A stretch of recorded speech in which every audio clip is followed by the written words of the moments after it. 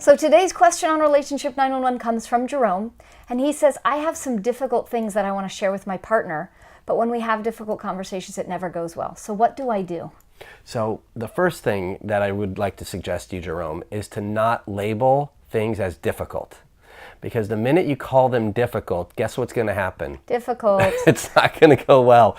I hear this all the time from people where they say, I really need to confront this person about what they're saying. And then their partner shows up with their boxing gloves on. Right? It's like, that is not going to go well. If you're going to confront someone, you're going to show up like this. They're going to be defensive. They're either going to defend or attack. And we take so little importance of the energetic read. If you're walking into a relationship thinking you're going to be combative or confronting, all of a sudden someone is invisibly wearing a bunch of armor and you're like, why aren't they listening to me? Because they felt the energy that you were bringing towards them. Yeah, and so difficult is just what you're calling this conversation. You could call it difficult, you could call it uncomfortable, and what are those topics? So let's just say that you're talking about money, or you're talking about sex, or you're talking about their family, or something that they're doing. These are all things that could be difficult, uncomfortable conversations, or they could be easy conversations, they could be light conversations, they could be fun.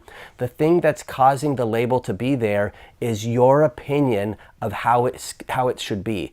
Like literally, you probably have a judgment of, I'm doing something wrong and therefore I feel bad about it, or they're doing something wrong and they're gonna feel bad about it. So it's a judgment on whatever it is that you're gonna talk about, which then has you feel like it's going to be difficult. And if you've been tuning into us a lot, you understand that the minute you place a judgment, all of a sudden, assumptions happen, taking things personally happen, trying to get to the bottom of it, putting blame or feeling shame happens. So what we recommend is that you actually practice something called compassionate self-forgiveness, that you go inside of your own experience and forgive yourself for the judgments that you're placing. So before you even go and have the conversation with your partner, you say, I forgive myself for judging them as X, or the circumstance, or the money, or the sex that we're not having. Whatever it is that you feel like you're judging, you forgive yourself for the judgment you placed.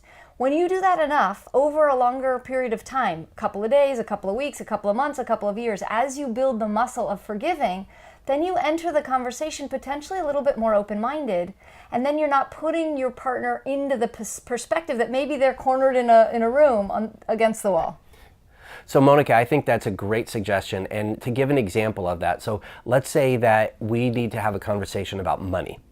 So if we're having a conversation about money and it's a difficult conversation, I experience that as a difficult conversation because there's not enough money in the bank, and as a result, we can't do certain things that we want, and there's certain things that you want to do that you can't do, and therefore I experience that as difficult.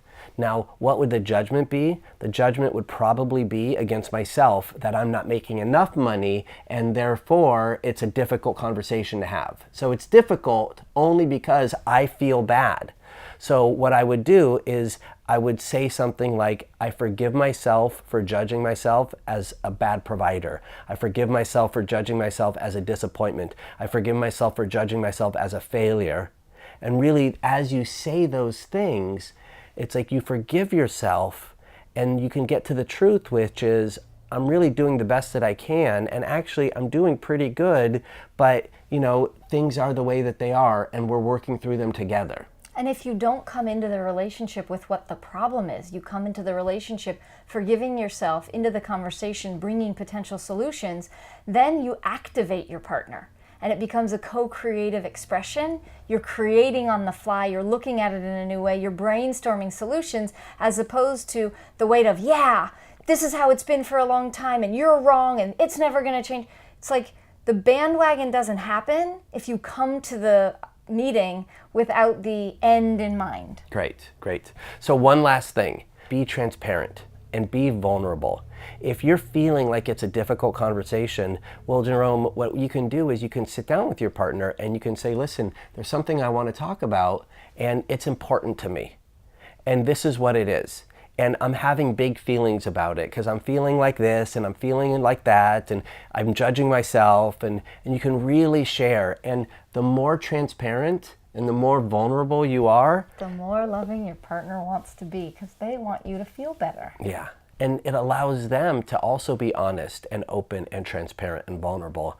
And that's the way to create a beautiful, connected, loving relationship. So if this really resonates with you and you've actually had difficult situations that you've transformed into more positive ones, we'd love to hear it in the comments below. Or if you're dealing with something difficult, share that so that we can also give some feedback.